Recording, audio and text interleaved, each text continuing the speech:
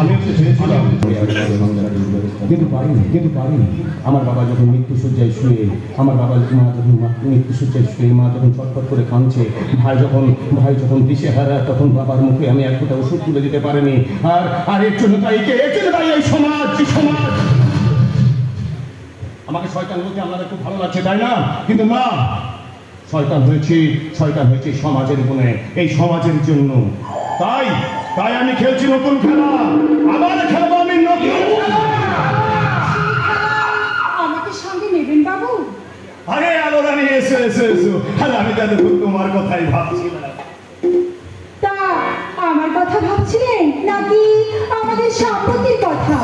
আরে বাবা, মেরেছে একই দোষ, সোনা দানা গানা গাতি, টাকা। আরে তোমরা কি টাকা ছাড়া কিছু বোঝো না নাকি? আমার কাছে ভালো লাগা ভালোবাসার জায়গা আছে। আপনি যে কি বলছেন, আমি তার কথাগুলো কিছু বুঝতে পারছি না।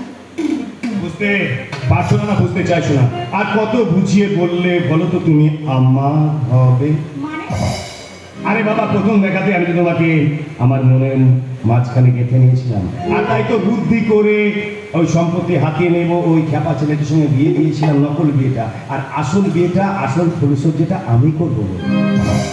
এবার তুমি যদি রাজি থাকো তাহলে আমি বলি। কিন্তু এই কথাটা আমি আপনাকে অনেকবার বলতে চেয়েছি, কিন্তু বলতে পারিনি, জানেন? আপনার ভাইপোকে বিয়ে করে না আমি মোটেও সুখী হইনি। আমি তোমার জন্য সমস্ত সুখ আমি জমিয়ে রেখেছি, তোমাকে আমি উজাড় করে দেব। আচ্ছা, জানি তো ওই উকিল বাবু আছে না, ওটা আপনার থেকে সব সময় আমাকে একদম সাইড করে রেখে দিয়েছে, জানেন? ওটা না একদম আপনাকে বিশ্বাস করবে না, বুঝেছেন? ও শুধু আপনার ক্ষতি চাই, ক্ষতি। যে তোমার আমার মাঝে বাধার বাঁচির হয়ে দাঁড়াবে, তাকে পৃথিবী থেকে আমি বোল্ড আউট করে দেব। আর যদি আপনার ওই পাগলা ভাইটা আমাকে না ছাড়ে, তখন ওর বাবার মতো ওকে আমি টুকি চিপে খুন করে মাটিতে পুঁতে দেবো। আরে বাবা, ওর তো খ্যাপা হাবা তো বাইরে সব কিছুই বোঝে না। সব বুঝি কাকা, তোমার নামটা যেমন চন্দন থাকে, আমার নামটা কিন্তু শুভদীপ চাপ। এ কি রে, তুই ভালো হয়ে গেলি কবে?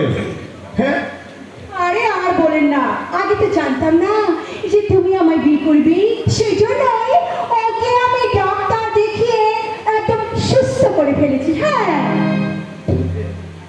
তুমি কি বলছো? ভালো আমাকে বাদ দিয়ে তুমি কাকাকে বিয়ে করবে? যে কাকা আমার বাবাকে খুন করে সমস্ত সম্পত্তি আত্মসাৎ করতে চাই, শেষে তাকেই কিনা তুমি?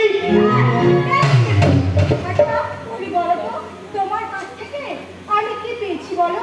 কতটুকু সত্যি তুমি দিয়েছো আমাকে? একটা মেয়ে একটা স্বামীর কাছ থেকে কি চাই? সব সুখ চাই। তুমি পেরেছো? দিতে পেরেছো আমাকে সব সুখ? বলো, পেরেছো তুমি? তুমি কি বলছো? তুমি আমাকে লেখাপড়া শিখিয়ে নতুন একটা জীবন দান করেছো, আর তোমার কাছে শিখে আমি তো মানুষের মতো মানুষ হয়েছি। সেই তুমি যদি আমার কাছ থেকে চলে যাও, তাহলে আবার আমি অসুস্থ হয়ে পড়বো। আবার আমি অসুস্থ হয়ে পড়বো। তাহলে তোর আর বেঁচে থেকে এবার কি করবি বল? তাহলে তোর মরে যাওয়াটাই ভালো।